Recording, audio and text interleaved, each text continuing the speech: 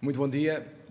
Estamos aqui hoje para a nossa quarta conversa com bastonários, um ciclo de conferências que terá, nesta primeira fase, 5 convidados, os que aceitaram o nosso convite, e hoje temos connosco o Dr. António Marinho e Pinto, que gentilmente acedeu ao nosso convite e que foi bastonário entre 2008 e 2013 e que eu pegaria numa citação sua que está no site da nossa Ordem dos Advogados, que foi do seu discurso na abertura do ano judicial de 2013, que, como vão ver, se mantém atual, que é: juízes, procuradores e advogados, todos pertencemos à mesma família e todos trabalhamos na mesma casa em prol do mesmo objetivo, que é a justiça. Por isso, estamos condenados a entendermos-nos, quer queiramos, quer não, em benefício ou por imposição dos direitos e dos interesses legítimos dos cidadãos e do próprio Estado de Direito. Sendo este alto tribunal, pelo menos hoje, a Casa da Justiça, ele é o local próprio para, em nome da Ordem, a que presido, e em representação dos advogados portugueses, aqui exprimir as nossas preocupações sobre o Estado de Direito, sobre a democracia, sobre a administração da justiça. Tem praticamente, aliás, tem mais de 10 anos este seu discurso e está atual. Sim, está atual. Está perfeitamente atual. Pelo que me é dado a observar e pelos testemunhos que me vão chegando, continua a ser difícil o relacionamento nos tribunais entre advogados e magistrados. E isso é mau para a justiça. A justiça não será boa se os advogados e os magistrados, sobretudo os juízes e os procuradores, não se entenderem. E isto não quer dizer que cada um abdique do seu papel, da sua função, de defesa dos interesses que representa. Não, de forma alguma. É justamente na fidelidade a esses interesses que a justiça é melhor prestada, que a justiça evolui, que a justiça se moderniza. E, portanto, eu continuo a dizer que está atual, embora tenha mudado, haja algumas mudanças, tenha havido algumas mudanças, já não é tanta agressividade. Agora, tem havido, sobretudo, por parte do Poder Legislativo, uma desqualificação do papel do advogado no processo de administração da justiça. E acha que essa desqualificação, até por tudo o que vemos à nossa volta, não é uma desqualificação da justiça em si, na medida em que é a própria justiça que está desagradada com tudo o que se passa? Não há investimentos nos tribunais, os funcionários reclamam, eu diria que toda a gente reclama. Uns com mais, outros com menos, mas acho que todos têm, pelo menos, uma dose de razão. No caso dos advogados, eu digo-lhe que não é possível haver boa administração da justiça quando os 3 pilares fundamentais da justiça, sobretudo na justiça penal e mesmo na outra, o juiz, o procurador e o advogado, têm níveis de preparação académica diferente. Não é possível haver magistrados que têm, para o exercício das suas funções, se exija um mestrado em Direito, e para o exercício da atividade de advogado baste com a licenciatura, que em alguns casos é apenas 3 anos. E, portanto, isto tem como consequência haver, desde logo, à partida, uma espécie de menorização ou tentativa de menorizar o advogado. É evidente que os bons advogados suprem isso, até fazem um mestrado, e até pode haver advogados ou juristas que só com a licenciatura que serão melhores do que muitos outros com o mestrado. Mas não é isso que está em causa. O que está em causa é que todos deviam partir do mesmo patamar institucional, exigir a todos o mesmo patamar académico, de qualificação, formação académica. Porque eu sempre disse nos tribunais, e eu fiz muito processo penal, sempre disse que eu quero ter do lado de lá, à minha frente, no Ministério Público, os melhores, bons magistrados, porque eu beneficio sempre com isso. É no combate com os melhores que nós melhoramos, claro, que nós nos aperfeiçoamos. E, portanto, se eu tiver bons magistrados do Ministério Público, bons juízes, de cujas decisões eu esteja motivado a recorrer, eu beneficio com isso, aperfeiçoo-me e sirvo melhor os meus clientes. E também da parte, só para da parte dos magistrados. o Ministério Público será muito mais valorizado, terá muito melhor se tiver bons advogados do lado de cá. Sem dúvida. Portanto, deve haver o mesmo grau académico para os três pilares principais da administração da justiça. Eu estava a pensar no que estava a dizer e vem-me logo imediatamente uma questão que é esta. O que nós assistimos é que, neste momento, com esta, eu diria, nem sequer o nosso núcleo duro de atos próprios fica protegido com a proposta que está em cima da mesa, na medida em que, através da multidisciplinaridade, esse núcleo duro acaba por também poder estar ao alcance dos sócios das tais sociedades multidisciplinares. Como é que se explica essa distinção que já existe entre advogados e os outros intervenientes, com o facto de os nossos atos passarem a ser e a poder ser praticados por outras pessoas só licenciadas em Direito? Como é que se explica esta colocação em pontos diferentes? Isto é uma estratégia de atacar a advocacia. É uma estratégia mais ampla, não é só a advocacia, é uma estratégia política para desregular as profissões reguladas, para liberalizar aquelas profissões que, tendo uma grande densidade de sentido público, torná-las acessíveis, deixá-las funcionar de acordo com as regras do mercado, de acordo com as leis do mercado, que, no fundo, são as leis do mais forte, as leis da selva. Eu quero dizer-lhe que isto é terrível o que está a acontecer, porque não é tanto em relação aos advogados, mas é, sobretudo, em relação a quem necessita dos serviços de advogados. Há um culto doentio, mórbido, da concorrência. Doutor, a concorrência é como o colesterol. Há uma concorrência boa e há uma concorrência má. Sim. A concorrência boa é aquela que, entre as empresas, faz com que umas produzam melhores produtos, melhores mercadorias e a coloquem no mercado a um preço mais baixo. E elas convergem. Mas há uma concorrência má. Aquela concorrência que é feita entre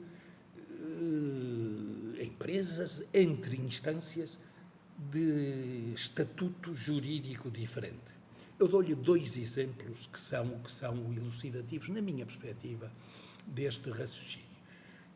Quando apareceram as televisões privadas, foram concorrer com uma televisão pública, a única que havia. O que é que aconteceu? Degradou ad nauseam a qualidade da programação de todas, sobretudo da pública. E mais cara, tornou mais cara, porque a pública, que tinha até alguma moderação nos vencimentos, passou a pagar ordenados, exato, honorários de vedetas de milhares de euros por mês. Há ainda mais flagrante exemplo, que é a concorrência entre as faculdades de direito públicas e as privadas que apareceram. Conduziu à degradação do ensino de direito. Nunca foi tão fácil tirar um curso de direito, ou seja, nunca foi tão pouco exigente tirar um curso de direito em tão pouco tempo, pagando, mas isso é um pagando mais social. Ou seja, neste momento o que nós assistimos em toda a sociedade, infelizmente não é só no curso de Direito, é que tenta-se facilitar tudo. Tudo. Mas eu estou a falar daqueles aspectos que estão mais próximos de nós, claro, que é claro, a concorrência entre aquilo que era público e o privado. O que é que aconteceu? O ensino de Direito degradou-se, como toda a gente vê, e nunca foi tão caro, nas públicas e nas privadas. Ou seja, aquilo que se vislumbra ou pela qual se enaltece a concorrência, funciona ao contrário. E porquê que funciona? Porque um é público, outro é privado. Um está sujeito a um enquadramento jurídico diferente do outro. Aqui é o mesmo. Abrir a concorrência entre advogados e não advogados vai ser... Porque o advogado está sujeito a um estatuto público, tem um enquadramento legal público, tem uma responsabilidade deontológica perante a Ordem intervém. Eu, quando estive como bastonário, nos 6 anos em que lá estive. Ou seja, foram milhares, dezenas de milhares de euros que a Ordem retirou a honorários que alguns advogados cobravam aos seus clientes através dos laudos. Bom, o que é que vai acontecer quando essa multidão de jovens licenciados puder começar a dar consulta, puder começar a cobrar honorários? A que estatuto vai estar vinculado? O advogado, nós sabemos a quem recorrer se o advogado se portar mal. Ou se nós não concordarmos com a nota de honorários ou com algum aspecto da sua própria atuação. Temos a Ordem, temos os conselhos de deontologia, temos o Conselho Superior, enfim, temos o bastonário, a bastonária, temos os clientes desses jovens licenciados, cuja única prática é fazer casos teóricos. O que é que eles, perante quem é que eles são responsáveis? Perante o mercado? Bom, isso. Não acha que funciona? Não, o mercado não afasta os maus. Ou melhor, afasta-os, mas afasta os maus médicos, depois deles matarem muitas provocarem pessoas. Muitas coisas más. Afasta os maus farmacêuticos, depois deles envenenarem afasta os maus advogados, depois deles causarem danos irreversíveis ao património e à esfera jurídica dos seus clientes. Portanto, a necessidade, o que o Estado devia fazer era tomar medidas legislativas que valorizasse a ordem dos advogados e aumentasse até as suas competências regulatórias, respeitando a liberdade do patrocínio, a liberdade do advogado, mas sendo responsável. O advogado hoje, o Sr. Doutor, eu não vejo que haja no mercado, na sociedade portuguesa, alguma profissão que seja tão responsável como a dos advogados. Os advogados são responsáveis perante a sociedade, prestam um serviço à sociedade, ao mercado. Portanto, são avaliados, são responsáveis como qualquer cidadão perante os tribunais. São responsáveis perante os seus clientes, que fazem uma avaliação dele, como qualquer. São responsáveis perante a ordem. O advogado não pode fazer o que lhe apetece. O advogado tem um estatuto jurídico vinculado a valores e a princípios que valorizam a profissão e valorizam o sentido estratégico da profissão, que é melhorar a justiça, que é tornar a justiça mais acessível aos cidadãos, menos morosa, menos cara. Tudo. Essa é a função do... E o governo, infelizmente, esta maioria absoluta, está a fazer ao contrário.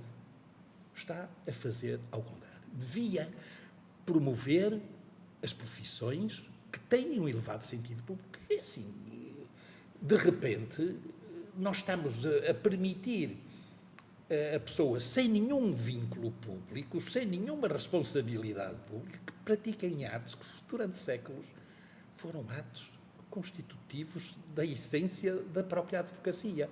E, como tal, estavam sujeitos à disciplina jurídica, à disciplina deontológica, à disciplina ética. E, de repente, vai ficar... Cada um faz o que quer, como lhe apetece, e cobra o que quer e o que lhe apetece, e a pessoa não tem possibilidade. Vai para os tribunais. Pois. Mas o que é normalmente dito, aliás, do que somos acusados é de corporativismo e que estamos a dificultar o acesso aos jovens, que o facto de se fazer isto, o que é que vai acontecer? Que, como há mais prestadores de serviços jurídicos, que os preços ficam mais baixos, que os cidadãos vão passar a ter um melhor serviço jurídico, se vão papar milhões e bilhões, e o que quisermos, de euros, segundo relatórios que para aí andaram, que nunca se percebeu muito bem porquê. O que é que justifica esta eu diria, falávamos há pouco da influência da comunicação, o que é que justifica esta comunicação massiva contra nós, acusando-nos de corporativismo, quando, de facto, o número de advogados tem vindo a subir? Isso é populismo puro, é demagogia pura.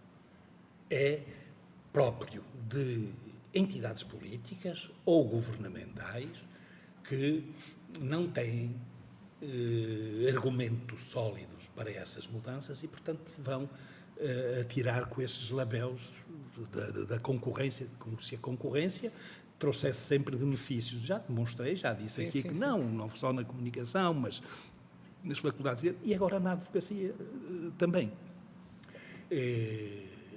Está errado. Não há possibilidade de termos uma boa administração da justiça quando a advocacia não for devidamente regulada, autorregulada, que é o que está na Constituição, é o que está nas leis. O Governo não tem... O Governo devia responder a esta questão. O benefício é diminuir os custos da... Mas será que é cara hoje uma consulta jurídica? Quanto é que o Estado paga por uma consulta aos advogados que prestam serviço no âmbito do apoio judiciário? Ainda quer pagar menos? Pois. Eu digo-lhe, doutor, o Reino Unido gastava por cada processo no âmbito do apoio judiciário em honorários, estou a falar de honorários, cerca de 3.000, a média, 3.000 euros. Alguns eram mais, mas a média é 3.000 euros. A média em Portugal eram 400 euros, Pois. quando era bastante. O Estado ainda quer pagar menos? Quer que esta é uma estratégia de empobrecimento de uma profissão. Primeiro, massificaram-na. Abriram as portas, escancararam as portas às faculdades de Direito, reduziram o tempo da licenciatura, facilitaram tudo. Hoje, nenhum jovem que vai para uma faculdade de Direito é tratado quase como se fosse um estudante. Não, ele é tratado como um cliente. Ele quer um diploma, paga-o a prestações e ao fim de 3 anos terá o diploma. Quais são a média de reprovações que há nas faculdades de Direito? É irrisório, não há. No meu tempo, que eu também não tomo como paradigma, mas 1/3 das pessoas que entraram no primeiro ano de Direito conseguiu a licenciatura, outros desistiram, porque era difícil, era preciso aprender Direito. Hoje não. Hoje é preciso pagar as propinas. Só. E, portanto, massificaram a profissão, massificaram a advocacia. Mais de 30.000 advogados numa sociedade como a nossa, e que bastariam 15.000 ou 20.000 no máximo, ainda querem mais concorrência. Sim. Não há concorrência suficiente entre os advogados. Querem abrir concorrência com quem? Com quem não é advogado? Mas não há advogados suficientes para concorrer. Não, isto é uma história muito mal contada. Isto é populismo, isto é demagogia. Acerca do corporativismo, deixe-me lhe dizer isto. O corporativismo não existe numa profissão privada. O corporativismo exige poder. Que poder é que tem o advogado? Se ele responde perante a sociedade, perante os tribunais, perante a ordem, não. O advogado não há corporativismo. Onde há concorrência? O corporativismo há, por exemplo, entre juízes e procuradores, porque eles unem-se contra o mesmo patrão. Quem é o nosso patrão? São os nossos clientes. Nunca estaremos contra eles. Nem podemos. Portanto, nem podemos, de forma alguma. Às vezes há litígios, há patrocínios que levam, mas isso a ordem lá está depois para resolver ou dar a sua opinião. Portanto, não há corporativismo na ordem dos advogados, na advocacia. Não há. A ordem não tem poder entre os advogados, mas não tem poder para impor privilégios, ao contrário dos juízes. Os juízes fazem uma greve e paralisam a justiça.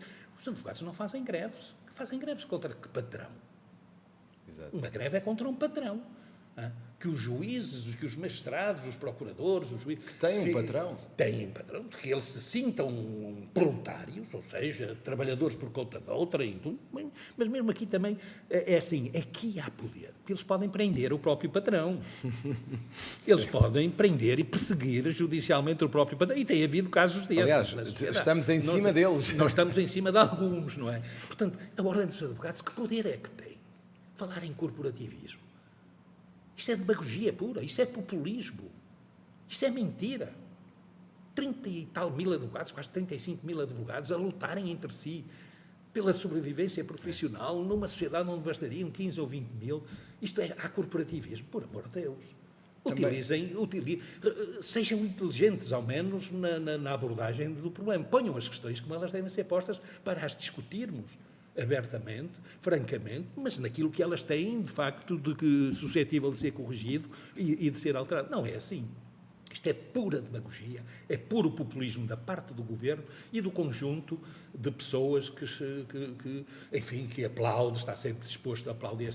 Quanto à comunicação social, doutor, a situação é muito clara. A comunicação não existe, informação em Portugal, não existe verdadeiro jornalismo, não existe foi capturada pelo Governo. Aliás, deixe-me dizer isto aqui que é muito importante.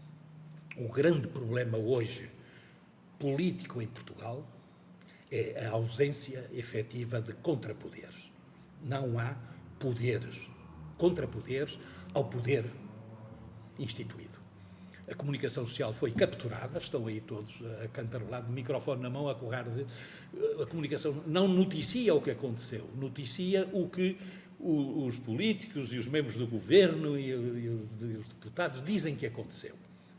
O jornalista deixou de ser um mediador para passar a ser uma espécie de pé de microfone que se estende aí para falar. Não há contrapoderes.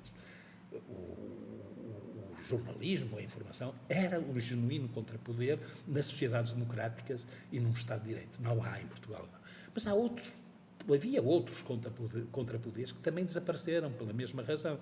Eu dou-lhe um exemplo, e até a Igreja Católica.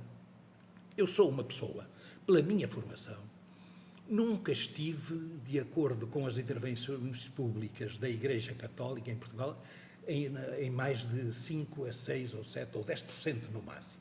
90% do que os bispos, os cardeais diziam em Portugal e proclamavam, eu estava contra.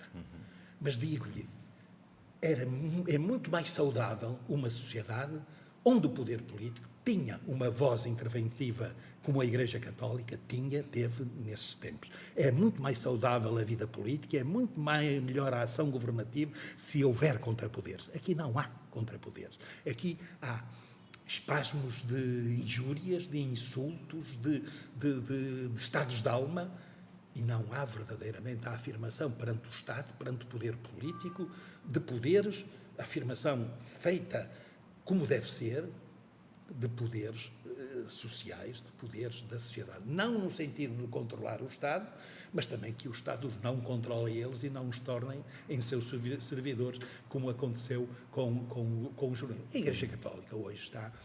É a Igreja oficial, quase, apesar da Constituição dizer que não, é a Igreja oficial, recebe demasiados milhões de euros por ano para poder ter uma voz de efetivo contrapoder em relação ao Estado, em relação ao governo, em relação ao poder político. São as universidades, são os colégios, são as instituições de solidariedade social e muitas outras coisas, em que, de facto, a Igreja Católica é um alongamento do poder político. O jornalismo é a mesma coisa, a informação é a mesma coisa, e depois a situação é esta.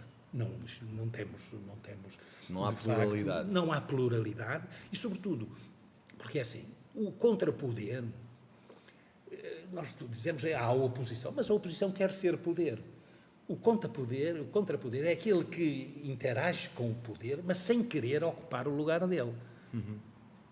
Estes dois, mas há outros contrapoderes que também foram desaparecendo. Estes dois, para mim, são os mais significativos. A informação, o jornalismo e a voz da Igreja Católica. Eu não sou religioso, mas sentia muito melhor numa sociedade onde a voz da Igreja, uma voz diferente. A voz da Igreja tivesse outro peso e interviesse em questões das quais a sua única intervenção é um silêncio comprometido ou, enfim.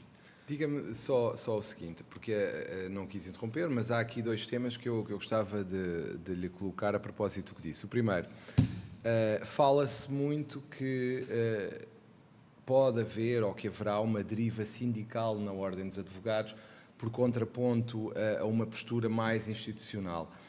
Este era um tema que eu gostava de saber a sua opinião sobre isso.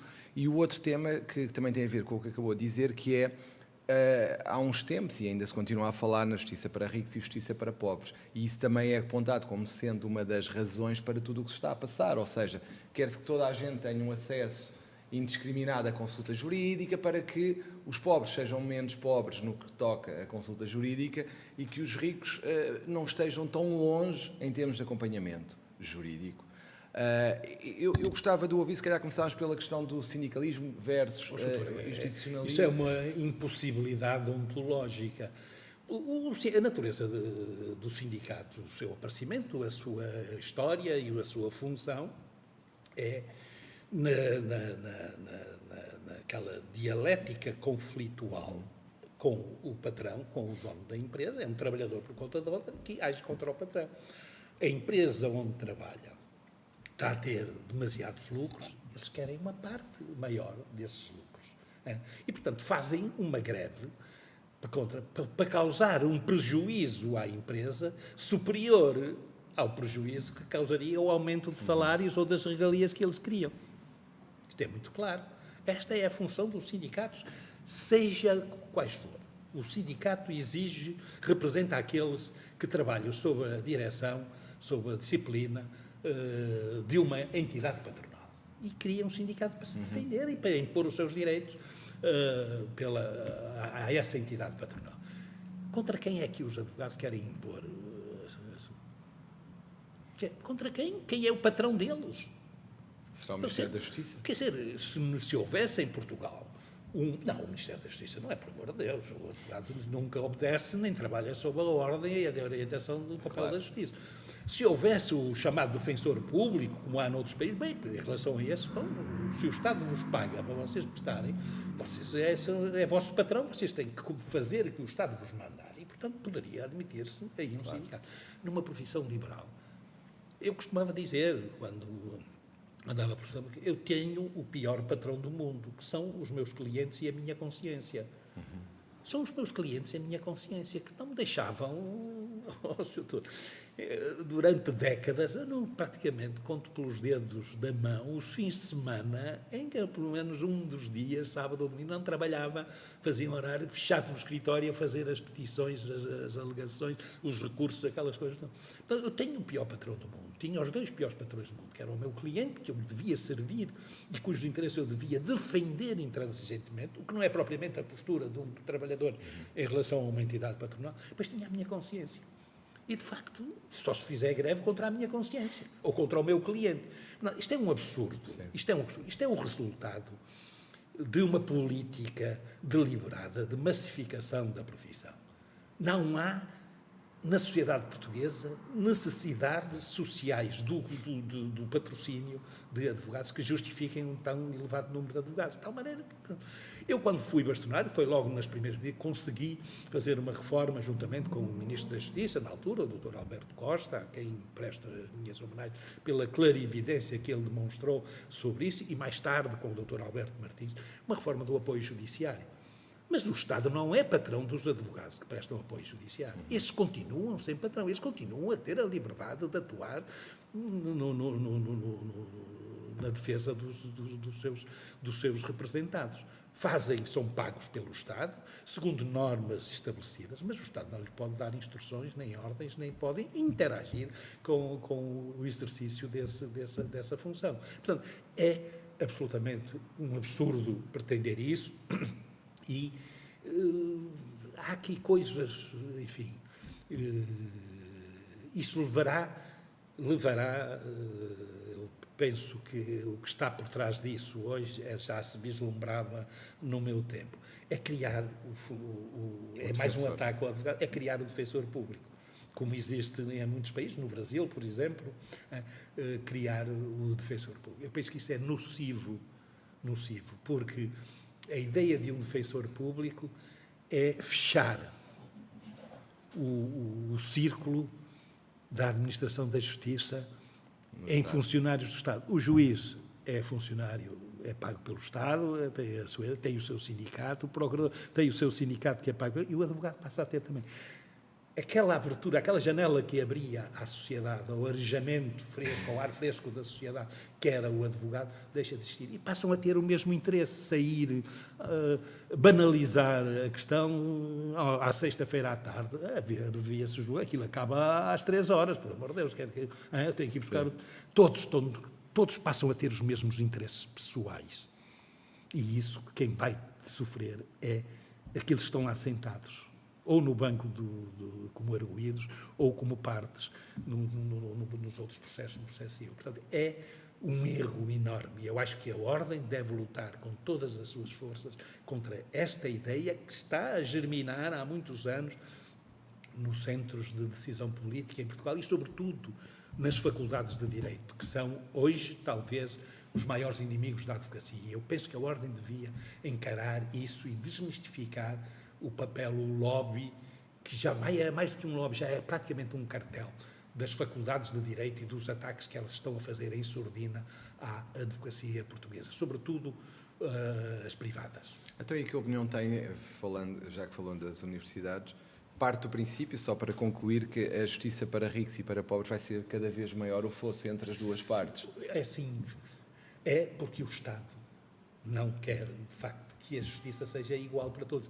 Que, aliás, é uma utopia. A justiça nunca será igual para todos, e nunca o foi na história e nunca o foi em lado nenhum.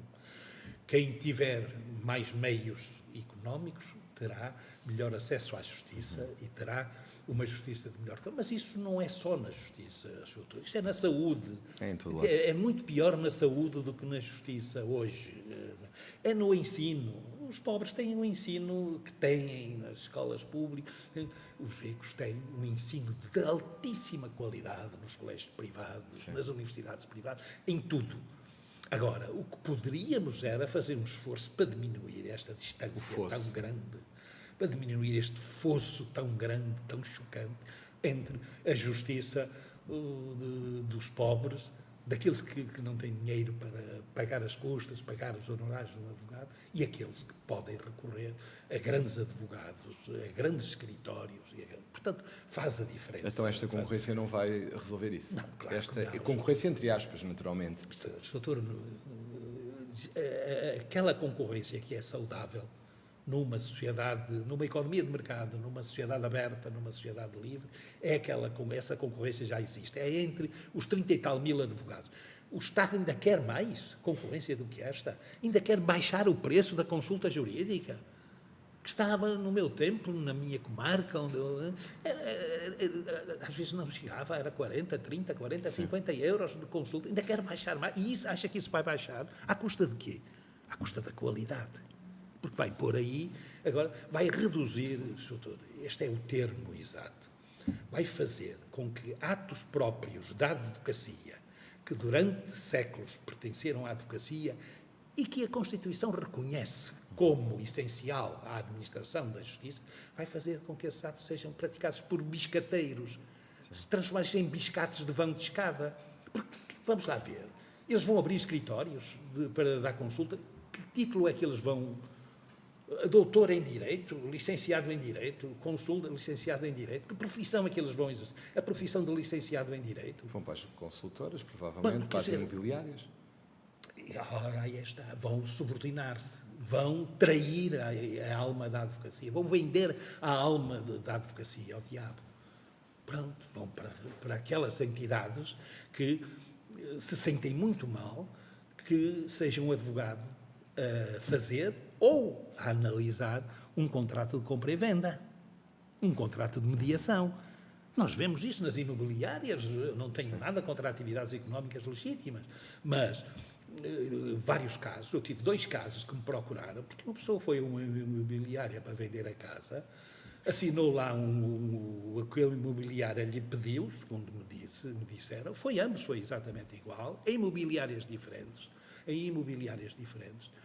e depois ficaram lá, passado um ano, vendeu o prédio, porque a imobiliária não fez, a imobiliária foi cobrar-lhe a comissão que ele tinha feito em exclusividade. Se ele tivesse submetido, foi o que eu disse, se eu tivesse vindo cá antes, isso não acontecia. Se eu tivesse submetido isto a um advogado, não acontecia. O que é que eles querem agora? Querem os advogados a fazer falcatruas, a legitimar ou a fazer as falcatruas que eles faziam aos cidadãos que não recorriam aos serviços de um advogado. Mas isto não é só nesse domínio, há em muitos outros.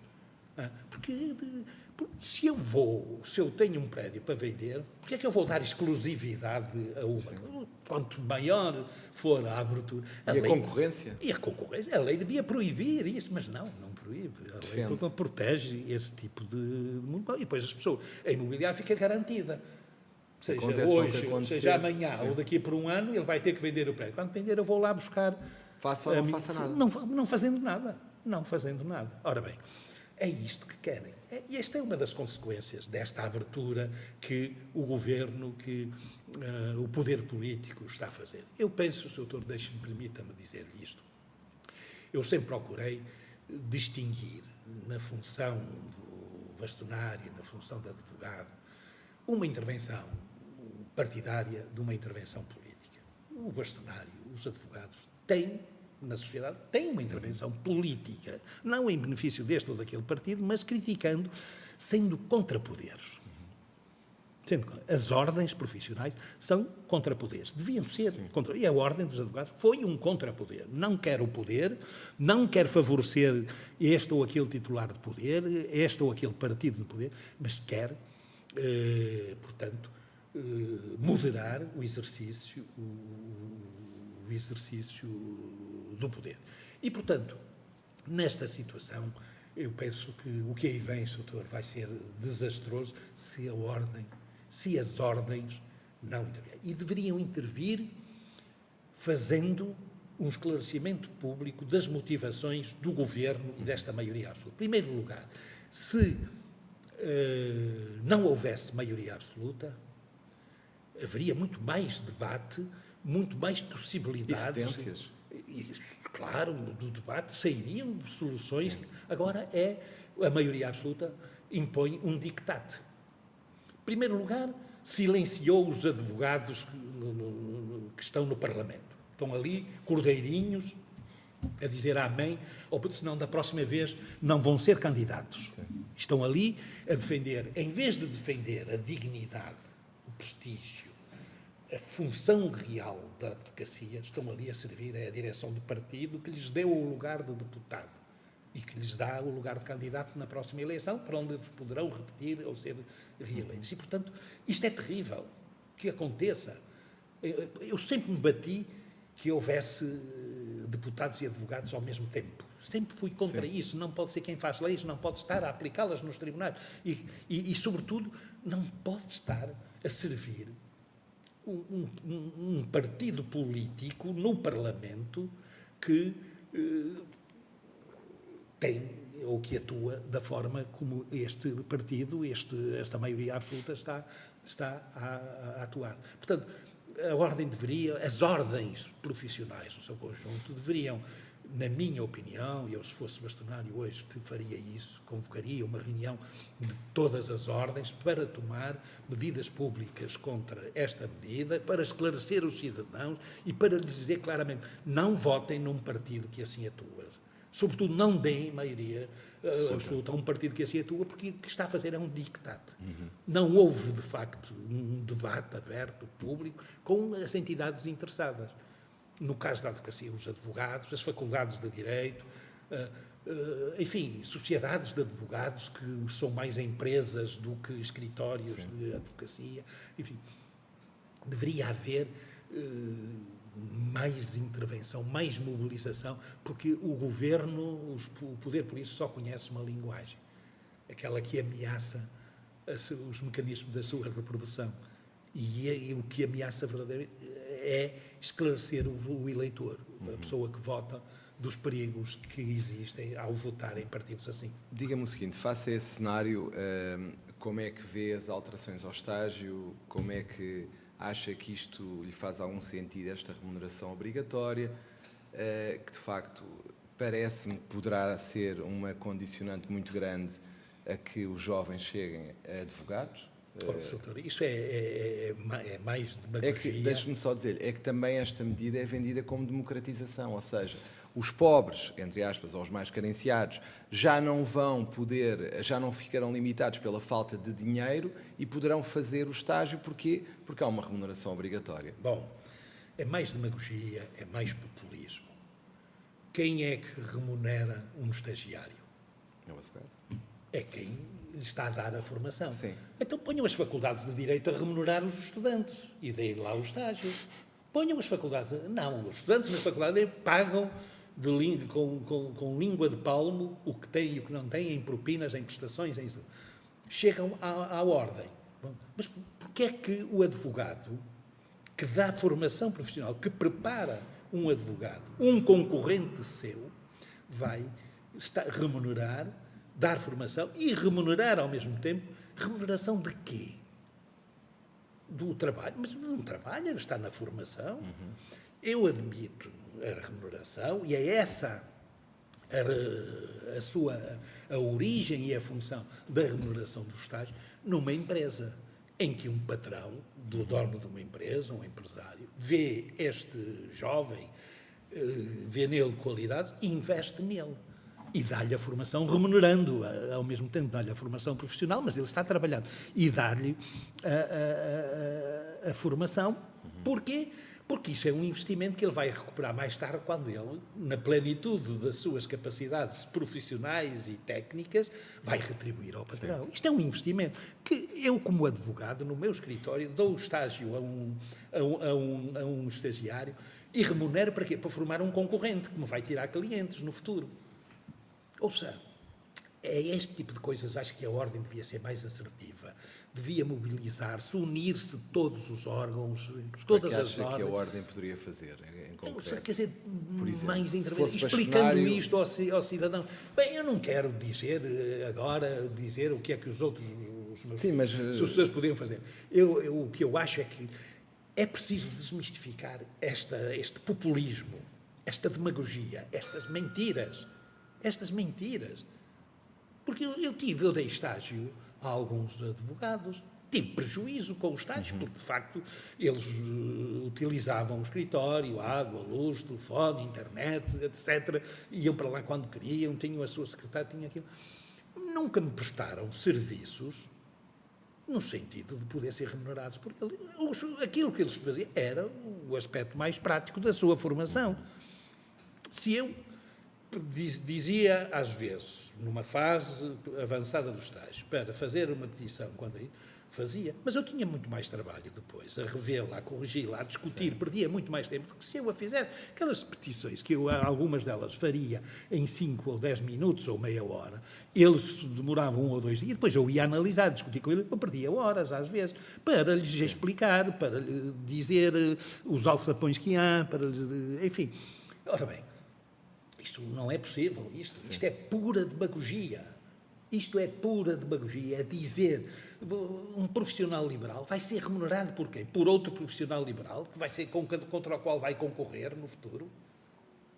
Por amor de Deus, isso vai dizer, ou das duas uma, ou o Estado obriga os profissionais liberais, os advogados, a dar estágio e obriga-os a pagar, o que é um absurdo. Era isso que eu ia perguntar, como é que se faz? Porque não pode fazer. Como é que se faz isso? Não pode fazer, porque diz assim, o senhor, eu dizia claramente, eu não quero estagiário nenhum, não sou obrigado a dar estágio, por onde é que a lei me obriga a dar formação profissional a um concorrente, a preparar um concorrente? Então faça, há uma solução para isto, doutor. Há uma solução, que eu cheguei a abordar, mas ninguém se mostrou. O Estado cria uma escola superior das profissões forenses. E o Estado forma os magistrados, os procuradores e os advogados. Pois cada um segue a sua via. Segue o seu caminho. Mas façam isto, então. Em vez de ter um SES para formar procuradores e juízes contra os advogados, e que já saem de lá com todas as manhas que antigamente só adquiriam ao fim de alguns anos ou décadas de exercício, já saem de lá, já as aprendem lá as manhas contra os advogados, contra os cidadãos, contra aquelas coisas todas, já saem de lá bem preparados. Façam uma escola superior das profissões forenses. Isto, e o Estado, sim senhora, ou que incentive entidades privadas a fazê-lo, mas remunerando, sim, dá-se a formação. E a formação, como acontece no SES, tem aspectos teóricos, mas tem aspectos práticos, que eles saem de lá. Porque o interesse do Estado em ter bons magistrados é igual ao interesse do Estado em ter bons advogados. Acha?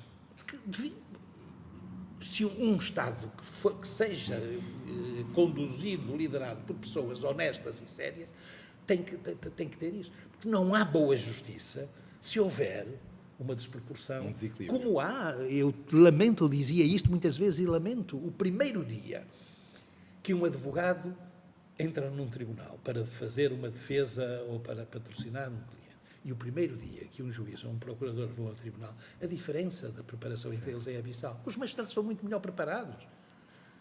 Isto é indubitável e sempre lamentei ter de dizer isso, mas é aquelas verdades que dói e quase cortar na própria carne. Mas ora bem, o Estado então quer isso tudo, o Estado faça, como faz aos magistrados, como faz a outras profissões jurídicas, inclusive. E, portanto, agora não pode transferir, dizer que vai obrigar os advogados. Obrigar-me que é a mim? Eu gostava de saber quais são as consequências. Não, eu não sei. Olha, eu vou-lhe dizer, no meu tempo, há absurdos que o Estado, que o Poder Legislativo fez. Aquela, no meu tempo, que era o dos advogados comunicarem ao Ministério Público, à Procuradoria-Geral da República, suspeitas do seu cliente no envolvimento de branqueamento de capitais. Eu fui muito claro, de maneira nenhuma o advogado fizer isso. Eu próprio promovo, faço logo uma queixa ao órgão disciplinar competente para ser sancionado. Porque o primeiro dever de um advogado, não queria hierarquizá-los, é o respeito pelo sigilo profissional. E dizia claramente, o advogado não é colaborador do Ministério Público. A função do Ministério Público é perseguir a criminalidade. A função do advogado é defender os criminosos. Não é ajudá-los a cometer o crime, como alguns advogados até achavam que podiam fazer. Não é ajudá-los, mas é defendê-los em juízo depois deles terem cometido o crime. Eu até contava uma anedota que eu aprendi já há muitos anos, ainda andava na faculdade, que era esta. Como é que se chama uma pessoa que ajuda a outra a cometer um crime? E a resposta era, se for antes de cometer o crime, é cúmplice. Se for depois, é advogado. Porque o advogado ajuda, de facto, uma pessoa que cometeu um crime a defender-se em tribunal. Isso não há que termos pruridos, é esta a função. Agora, não pode ajudar a cometer o crime, porque aí é cúmplice. Aí passa a ser cúmplice e responde como cúmplice, e deve até ser mais severamente sancionado do que o próprio coisa. Portanto, separar as águas claramente. Esta era a perspectiva, enfim, que eu Sim, este estágio acaba por ser, estas alterações ao estágio, acho que são muito preocupantes para os jovens e até para nós advogados, porque de facto uma classe que não se renova tem problemas. Sim, claro, mas a classe tem que se renovar. Não é como eles pretendem admitir aqui, entrar para a profissão, as enxurradas de licenciados que as faculdades põem cá fora praticamente sem reprovações. Todos, é o que eu dizia, doutor, as faculdades transformaram o aluno em cliente. Isso quase nos leva para a outra parte, que é a orgânica que querem impor à Ordem dos Advogados. O Conselho de Supervisão, o provedor do destinatário do nosso serviço. O que é que acha disso tudo? Olha, alguns desses serviços, doutor, em tese, estariam até... mas eu penso que, doutor, é mais do mesmo, é mais populismo, é mais demagogia, porque, eu já houve tempos em que cheguei a pensar nisso e a Ordem abrir-se, mas isto é mais demagogia, é mais populismo, porque o verdadeiro provedor do cidadão é o advogado. E nas situações diminutas, raríssimas, em que há litígio entre um e outro, a Ordem tem intervindo com muita imparcialidade e tem punido, às vezes, até demasiado severamente, alguns advogados. Eu disse já, só em laudos foram umas dezenas de milhares de euros. Quando eu fui bastonário e não tinha intervenção direta nisso, que a Ordem disse que o advogado não tinha direito. E ficou logo... Quantos advogados não foram punidos? Quantos advogados não foram, inclusive, expulsos da profissão? E ao provedor de justiça também. Pois também, sim, mas tem imensos. Tem o provedor de justiça, tem os tribunais, era aquela panóplia de instâncias perante as quais o advogado é responsável. Portanto, isto é mais demagogia. Eu não me acredito muito na bondade dessas propostas, mas nem consigo deslumbrar. Acha que, por exemplo, o Conselho de Supervisão é uma espécie de entidade tutelar que vai controlar a Ordem dos Advogados? Pode ser, porque uma das coisas com que eles conviviam mal, o poder político, era com a independência da Ordem. Eu sei do que falo. Que eu tive que enfrentar os poderes políticos. Mas acha que se sentem ameaçados? Não convivem muito bem com a liberdade. Nenhum poder convive muito bem com a liberdade dos outros. E todo o poder político tende a olhar para os cidadãos como súbditos. Não é só a monarquia, na República também. Tende a olhar. Essa ideia de que a monarquia somos súbditos e na República somos cidadãos, há dimensões de cidadania mais fortes e mais densas em algumas monarquias do que em muitas repúblicas. E, portanto, não é aí que está. Eu sou republicano, mas não é aí que está. Não é, o que é que eles querem fazer? O que é que está mal na ordem dos advogados que eles não possam corrigir pela lei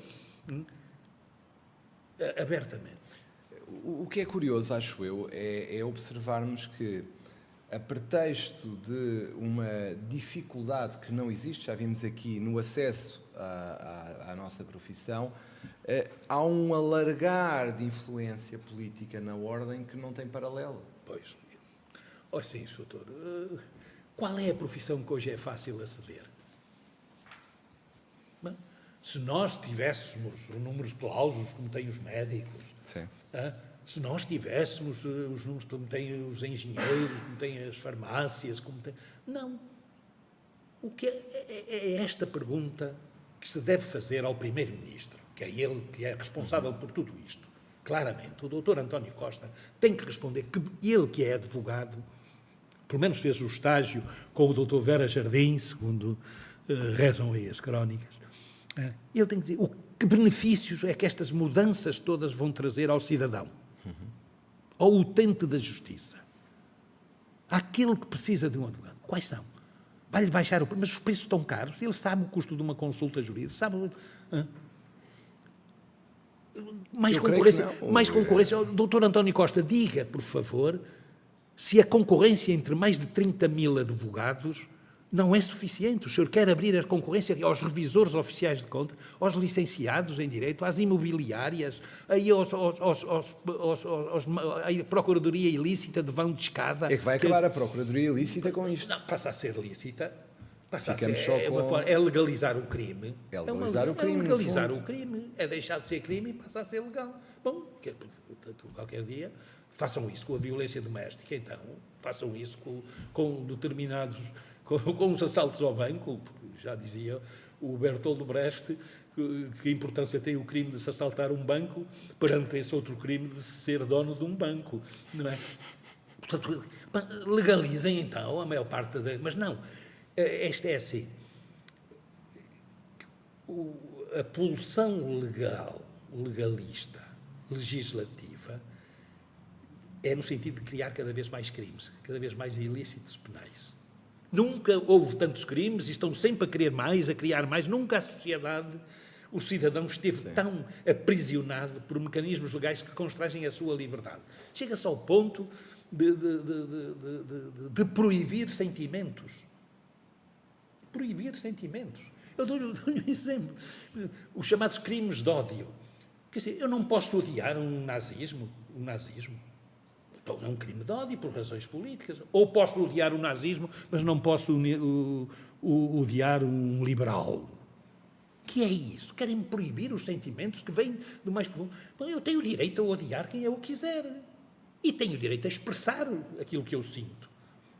Desde que não pratique nenhum ato que seja integrante de um tipo legal de crime. Que é os meus sentimentos, a minha visão, a minha opinião. Eu tive problemas aí. Eu, quando fui bastonário, visitei na cadeia uma pessoa que estava lá, que era uma pessoa de extrema-direita, que era acusado de coisas. E um colega que o patrocinava um dia pediu uma audiência, recebi, falámos, mostrou-me as coisas e disse, isto é um absurdo, este homem não há aqui nenhum motivo legal para a prisão. Fui visitá-lo e disse isso à saída aos jornais. Passado 15 dias ou 3 semanas ele foi solto. Caíram-me em cima porque eu intervim. Eu não intervim por ele ser. Eu disse-lhe a ele quando lá estive, as suas ideias sempre as combati e espero combatê-las o resto da minha vida. Mas não há uma justiça para a extrema-direita e outra para a extrema-esquerda. Não há uma justiça para os democratas e outra para os antidemocratas. A justiça é uma, é cega em relação a isso. Deveria ser cega e deveria não olhar a quem. Exatamente. A justiça funciona segundo valores e padrões, independentemente das opções de cada pessoa. Prende-se com factos. Mas não acha que isso que acabou de dizer também expressa um pouco uma sociedade à deriva, porque já não sabe para onde vai, por isso vai em maiorias conjunturais para a esquerda, para a direita, para o centro, para onde calha, sem uma raiz ética? Eu vou-lhe dizer, não há, é assim, as rodas que movem a nossa vida pública há muito perderam os eixos e giram descontroladamente, sem eixo. O eixo que os gregos definiam como axis, e deu a axiologia, a valoração dos atos, a valoração das condutas, segundo critérios pré-definidos, em relação não àquilo que se pode fazer, mas àquilo que se deve ou não deve fazer. A lei diz-nos o que podemos ou não podemos fazer, sob pena de sanções que a própria lei prevê taxativamente. Certo. A axiologia, a ética, a deontologia, diz-nos o que devemos ou não devemos fazer. Embora podendo fazê-lo, não o fazer. Isso perdeu-se na sociedade portuguesa, perdeu-se. Nós vemos aí o mundo todo a gritar, pessoas que, porque têm determinada ideologia política, não podem falar publicamente. Não podem expressar a sua... Aliás, nunca vimos tanta censura em relação à terminologia a usar como Meu agora. caro, mais que censura, isto é obrigar-nos a dizer aquilo que eles querem ouvir. Bom, mas eu tenho o direito, o problema, tenho o direito a odiar quem eu quiser. Isso é um sentimento da minha alma, do meu interior, da minha coisa, eu tenho direito. Não posso, porque eu odeio, ir agredi-lo, ir difamá-lo, ir ameaçá-lo. Não, detesto. Mas aqui agora não. Não se pode. Qualquer crítica a determinadas pessoas ou entidades ou setores ideológicos é ódio. Qualquer manifestação de ódio contra determinadas perseguições e deviam ser fuzilados ou não sei, isso não. Este double standard é péssimo porque E é perigoso. tremendamente perigoso. E é perigoso. Perde-se a confiança. Sim. E nenhuma sociedade democrática será saudável se os cidadãos não confiarem no político que governa, no deputado que legisla, no juiz que julga, no jornalista que informa. Não. E ninguém pode ter confiança hoje em nenhuma dessas entidades. Isso leva-me à outra questão que eu queria colocar, que tem a ver com mais umas acusações de corporativismo que fazem, quer a Ordem dos Médicos, quer a nossa, que é, pegando em casos como o do bebé sem rosto, outros casos que foram na nossa ordem, em que pessoas que cometeram alguns crimes bem graves e que houve prescrição em relação à ação disciplinar na Ordem dos Advogados, acha que é com esta nova estrutura orgânica que estas situações vão desaparecer e com o facto de passarmos a ter, porque é isso que se diz, que há um corporativismo que defende uma classe e que, tendo pessoas fora dessa classe, esse julgamento vai ser diferente e que vai haver uma punição? Acha que é assim que se resolve? É assim, o poder político pode tomar as medidas que tiver, mas neste caso concreto terá que alterar a Constituição, porque a profissão da advocacia, as profissões liberais são autorreguladas. E este princípio da autorregulação deveria inibir essas propostas, o poder político de formular essas propostas. Porque se a justiça está mal em Portugal, não é por causa dos advogados ou por causa da ordem. Ou melhor, os verdadeiros problemas da justiça não se situam aí, no elo mais fraco da cadeia que administra a justiça. O elo mais fraco está, na minha opinião, nos excessivos poderes que os magistrados têm em relação aos cidadãos e em relação até aos próprios advogados. E, portanto, era aí que deveriam intervir. Aliás, está-se a ver esta deriva, este ativismo judiciário, como estas buscas, e depois há aqui uma desfocagem do problema. Grande parte, eu sempre disse que queria, na sociedade portuguesa, na administração da justiça e nos tribunais, um Ministério Público forte, constituído por magistrados competentes, cientes das suas prerrogativas, dos seus poderes e dos seus deveres. E com esse Eu sei com que conto na lealdade do Mas debate. desculpe-me provocá-lo, vai continuar, mas eu queria provocá-lo um bocadinho. Acha que estamos a viver uma espécie de justiça Netflix? Estamos a viver, exato. Estamos pior do que isso. É a justiça dos jornais, é a justiça das televisões populistas, é a justiça em que uma diligência judicial para a realização de primeiro ato de quem a decreta ou de quem a autoriza é convocar as câmaras da televisão. Esta que está na ordem do dia ainda. Esta busca à casa do Dr. Rui Rio. E ontem tivemos mais uma situação com uma questão relativa à imigração ilegal, em que os detidos foram filmados, cara destapada e tudo mais. Ouça, há de facto esta convergência de interesses entre um fundamentalismo justiceiro e um tabloidismo informativo é a expressão acabada da maior degradação social, da maior degradação do Estado de Direito, da maior degradação da administração da justiça e da própria informação. É uma informação que vive a parasitar a justiça e uma justiça que vive a parasitar a própria informação, ou seja, a colocar-se ao serviço de um do outro. A informação tem a sua própria estratégia, tem o seu próprio sentido, a sua própria função na sociedade, que é, sobretudo, ser contrapoder em relação a qualquer poder, nomeadamente o poder judicial, o poder político, contra qualquer poder. A justiça deveria ter o respeito absoluto pelos valores do seu próprio funcionamento, pelos princípios, da presunção de inocência, o princípio da imediação, o princípio do contraditório, o princípio de não tomar atitudes que levem pessoas a concluir a formular um veredicto de culpabilidade sobre alguém, sem que esse alguém possa ser ouvido, sem que esse alguém se possa expressar. Há aqui situações... Eu dou-lhe um exemplo, enfim, que é terrível, mas que é o que aí está e que não é nada popular. Mas, por exemplo, o antigo primeiro-ministro foi acusado de 37 crimes. Requereu a abertura, 30 e tal crimes, não sei agora o nome disso. Requereu a abertura da instrução, o juiz disse que isso era tudo ficção. E acusou, pronunciou por um ou dois ou três crimes que não constavam da acusação.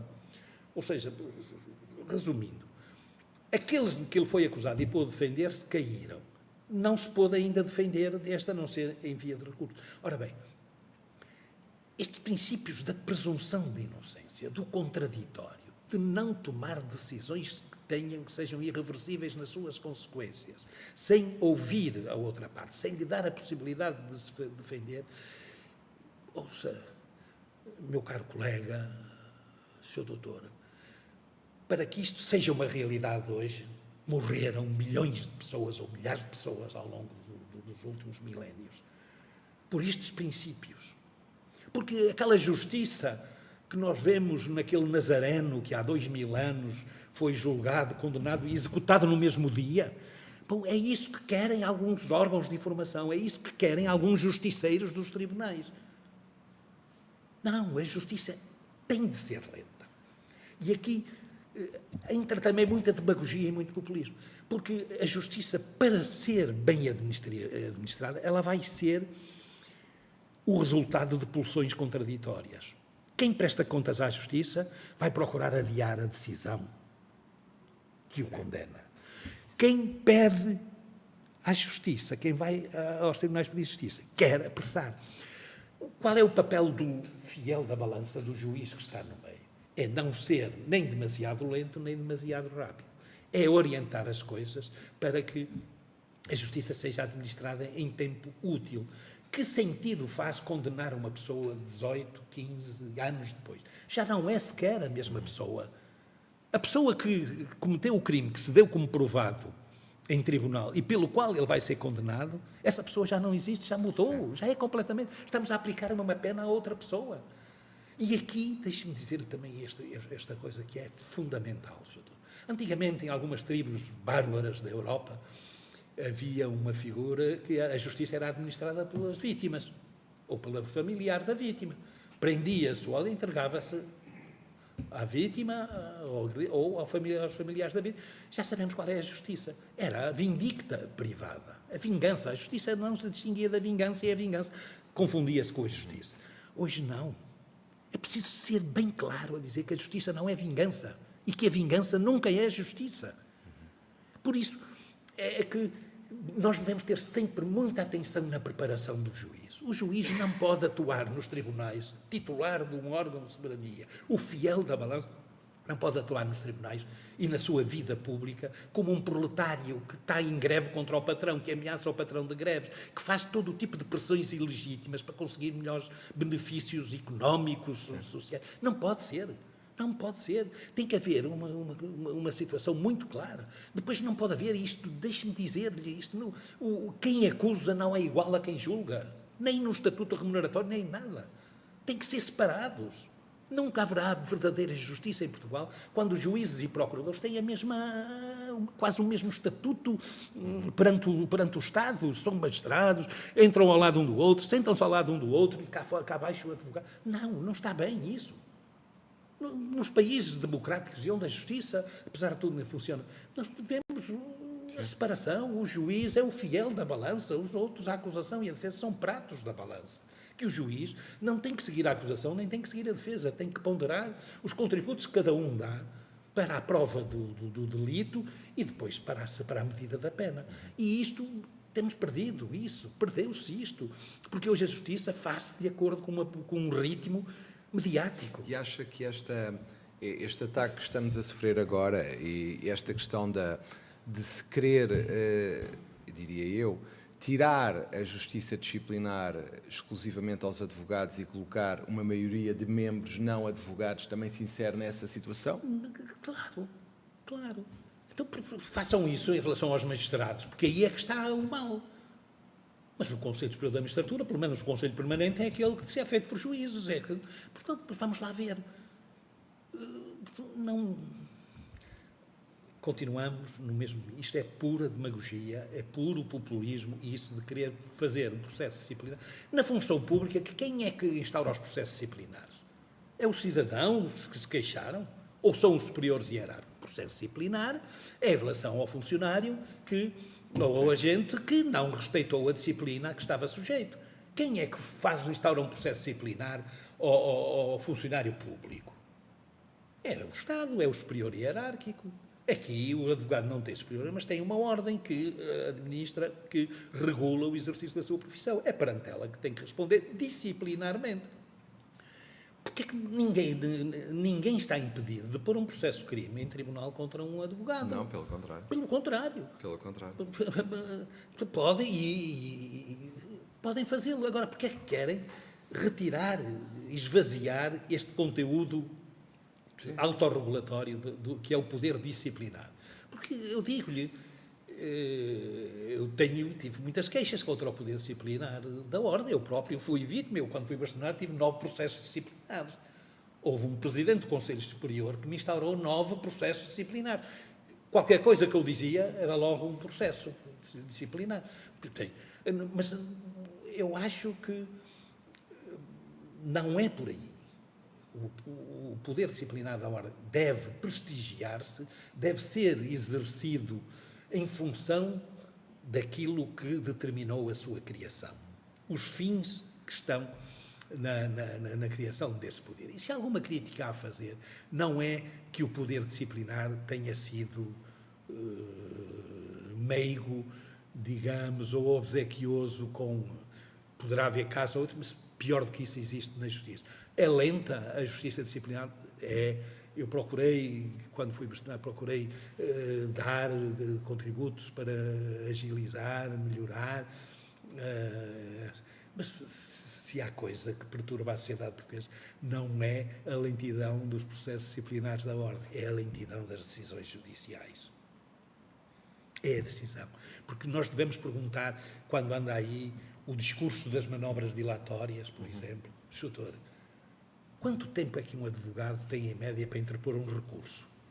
15 dias, 20 dias. Estão aí, em certas situações anormais, como alguns processos que aumentam para o Ministério Público e para o advogado. Quanto tempo é que tem o juiz para decidir? E a própria Sim, fase mas quanto de tempo? inquérito. Quanto tempo? A fase de inquérito. A fase de inquérito é escandaloso, doutor. Isto é chocante, nós vermos um Supremo Tribunal de Justiça a dizer que uma norma legal com a clareza daquela que está no Código Penal, a dizer que o prazo máximo de duração do inquérito é tanto, e eu vir o Supremo a dizer que isso é indicativo. Por amor de Deus, tenham ao menos respeito pela inteligência dos portugueses, dos cidadãos. Porque se fosse indicativo, a lei dizia, teria outra forma. O prazo máximo poderá ser ou poderá ir até isso. Portanto, seria uma formulação que daria margem discricionária à entidade titular do ato, ou inquérito, ou sentença, ou julgamento, para... Não, a lei diz, o prazo máximo é este. Se é um prazo máximo, é um prazo que não pode ser ultrapassado. E o que aqui se faz hoje em Portugal, o que existe muito, é uma violação sistemática do princípio da violação de poderes por parte das magistraturas em relação ao poder político e uma inibição doentia, mórbida do poder político em relação ao poder judicial. É o tempo da justiça, é o tempo... Por amor de Deus, isto é demagogia, isto é oportunismo descarado, isto é, muitas vezes, utilizar a justiça em benefícios políticos próprios. Nós não temos... A justiça está mal, a justiça funciona mal em muitas das suas dimensões, mas o verdadeiro cancro do Estado de Direito está no poder político. Está na base clientelar dos partidos políticos, em que os partidos, conquistado o poder, utilizam o poder em benefício das clientelas. Depois utilizam o poder para perseguir os inimigos. E depois o que sobra aplica-se aos indiferentes, aos que não conhecemos, que é isso que tem regido. E isto, enfim, eu continuo a dizer, eu quando fui bastonário, eu entrei no campo político porque a vida pública é política, a justiça é política, a ordem é política, não partidária, mas intervém. E deveria haver maior intervenção política da ordem no seu conjunto e das ordens profissionais no seu conjunto. Diga-me só mais duas questões, que já a nossa conversa já vai longa, mas é bom sinal. Creio que estamos aqui a perceber perfeitamente a posição do Sr. Bastonário, que é a intenção destas nossas conversas. Eu tenho aqui mais dois temas, já falámos até antes, sobre as sociedades multidisciplinares. Nós, de repente, vimos atribuir a outros grande parte dos atos próprios e, ao mesmo tempo, assistimos à entrada de umas sociedades multidisciplinares que também vão entrar no que ainda nos sobra pela via, no fundo, destas sociedades. Ou seja, nem o mandato está a salvo, nem o mandato forense está a salvo desta concorrência, se quisermos. Acho eu, pelo menos, não sei o que é que o Sr. Bastonário acha sobre isto. Estou inteiramente de acordo, mas isto não é concorrência, isto é a lei da selva. Isto é abrir indiscriminadamente. Vamos lá ver. O que justificou sempre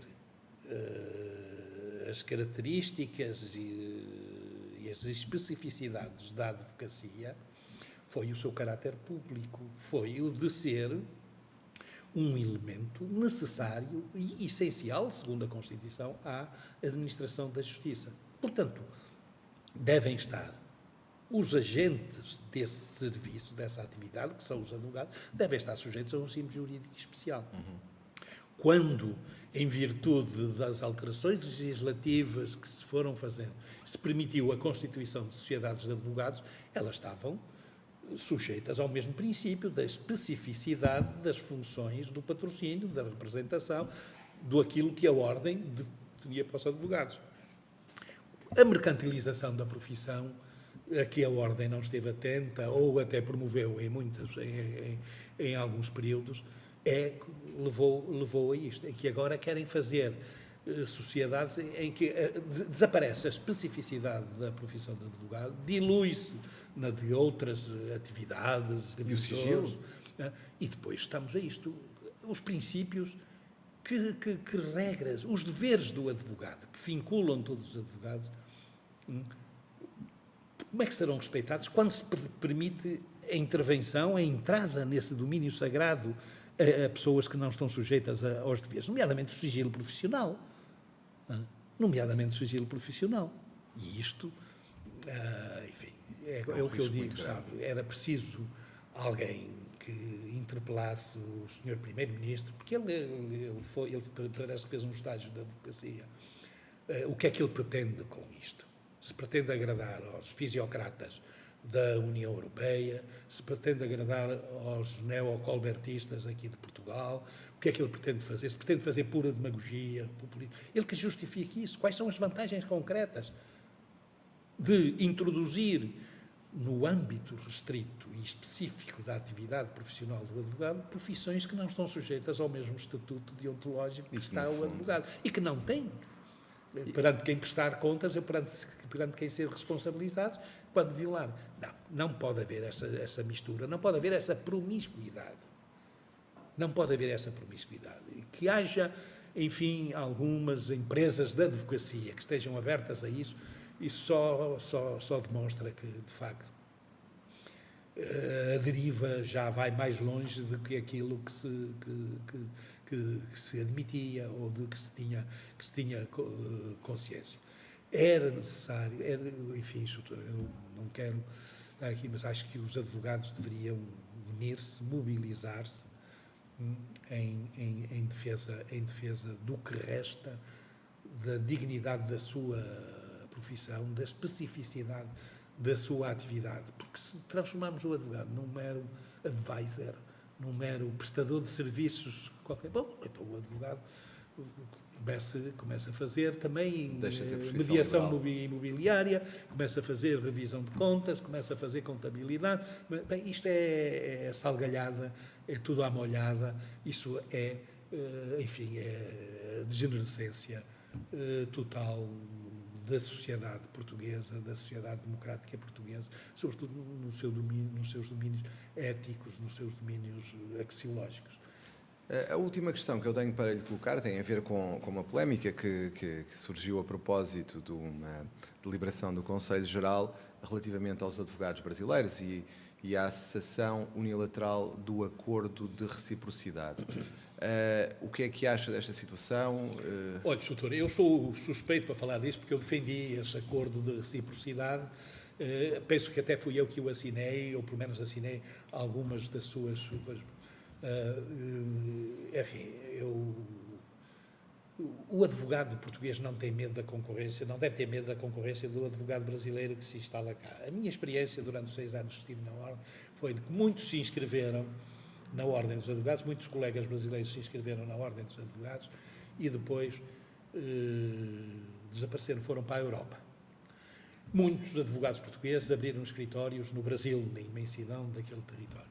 Eu sempre defendi e defendo que a Ordem deve abrir-se em condições de reciprocidade aos advogados de todos os países de língua oficial portuguesa, os PALOPs, incluindo o Timor, onde eu fui também incentivar a formação de uma advocacia timorense. Nós não devemos temer a concorrência desses advogados.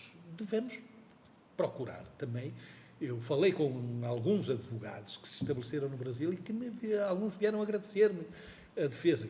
Eu, quando fui bastonário, realizei aí, com a colaboração de muitos advogados, o primeiro Congresso dos Advogados de Língua Portuguesa, que reunimos ali mais de 600 advogados de todos os cantos do mundo onde se falava português, incluindo o Timor. Bom, aquilo foi um sucesso na altura e teve um impacto grande porque houve sociedades de advogados portugueses que fizeram parcerias com advogados de Angola, de Moçambique, do Brasil. Eu acho que nós devemos nos abrir à advocacia de língua portuguesa nas mesmas circunstâncias em que os advogados dos países de língua se abrirem a nós. Não devemos ter medo da concorrência entre advogados. Devemos ter medo da concorrência entre advogados e não advogados. Entre advogados que estão sujeitos a um estatuto ético, deontológico, duro e específico, e pessoas que podem praticar os mesmos atos sem estarem sujeitos a nenhum estatuto. A minha posição é essa. Eu sei que há muitos advogados que olham para esta com algumas preocupações. É assim, eu não partilho isso. E acho que é desfocar o problema. Porque aqui podem se inscrever advogados de toda a União Europeia. Fala-se Não, pode. Sim. É a livre circulação de profissões, empresas, capitais, pessoas. As pessoas aqui ainda nem são em todos os países, porque os acordos de Schengen ainda não estão abrangem todos os países da União, mas pelo menos como mercado único. Portanto, o futuro é esse. Não devemos ter medo da concorrência de outros colegas. Aí estaríamos a dar razão àqueles que nos acusam de corporativismo. Agora, devemos ter medo e combater a abertura à concorrência entre profissionais de estatutos jurídicos e deontológicos diferentes. Ou melhor, entre profissionais que têm um estatuto deontológico próprio e outros que não têm estatuto deontológico nenhum. Podem fazer o que quiserem e não prestam contas a ninguém. E isto sim.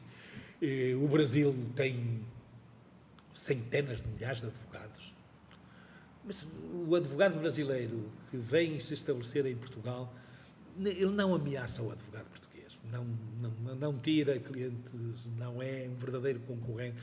Aliás, eu penso que eles pretendem mais, muitas vezes, é o estatuto de residente em Portugal ou então migrar para outros países da União Europeia a mercê do enquadramento comunitário da União. Muito obrigado, Sr. Bastonário, por esta conversa. Esperamos contar consigo e com os outros que já cá estiveram anteriormente para falar de outros temas, aproveitando que iniciámos este ciclo. E a quem nos ouviu e nos viu, esperamos que tenham apreciado esta nossa conversa, assim como as outras que já fizemos, e contamos convosco na próxima quinta-feira, pelas 15 horas, para a nossa última conversa deste ciclo com o Sr. Professor Menezes Leitão. Foi um gosto. Até à próxima. Muito obrigado.